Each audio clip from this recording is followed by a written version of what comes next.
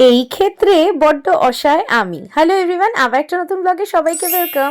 As usual healthy drink দিয়ে start করলাম, তারপরে না ব্রেকফাস্টটা আজকে স্কিপ করেছিলাম, তারপরে একদম লাঞ্চ করে নিয়েছিলাম তাড়াতাড়ি করে। তো এই ক্ষেত্রে সত্যিই আমি অসহায়, মানে মাছের তেলের কথা বলছি। এইটাকে না এই জন্মে তো আমি আর অ্যাভয়েড করতে পারবো না।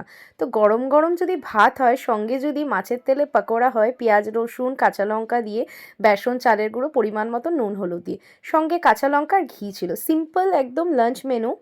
আমার না দারুণ লাগে। আচ্ছা তোমরা কারা কারা এই ক্ষেত্রে অসহায় অবশ্যই কমেন্টে কিন্তু জানিও। তবে আমি কিন্তু কাউকে তেল দিতে অথবা নিজে তেল খেতে একদমই পছন্দ করি না।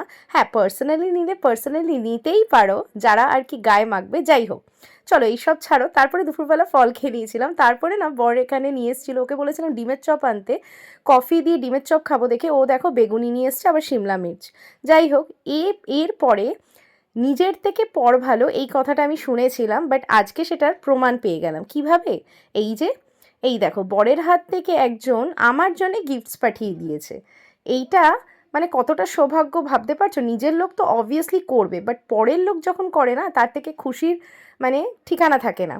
তা আবার চকলেট, আমি তো ভীষণই চকলেট লাভার জানোই, এত চকলেটস পাঠিয়ে দিয়েছে আমার জন্যে। তো আমি তো দেখে প্রচণ্ড খুশি হয়ে গেছিলাম, তাই একটু খেয়েও টেস্ট করে নিলাম। চকলেট এইসব লোভনীয় জিনিস কি ছাড়া যায়, তোমরাই বলো।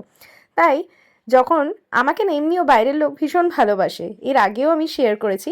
যাই হোক, তারপরে এইসব চকলেট খেয়ে রাত্রিবেলা খেয়ে নিয়েছিলাম আজকে আলু মরিচ। এই রেসিপিটা আমি শেয়ার করব, ভিডিও করেছিলাম বাট কীভাবে ডিলিট হয়ে গেলো জানি না, রুটির সঙ্গে খেয়ে নিয়েছিলাম। সো ভিডিওটা ভালো লাগলে কি করতে হবে জানা আছে তো, লাইক শেয়ার সাবস্ক্রাইব করে পাশে থেকো।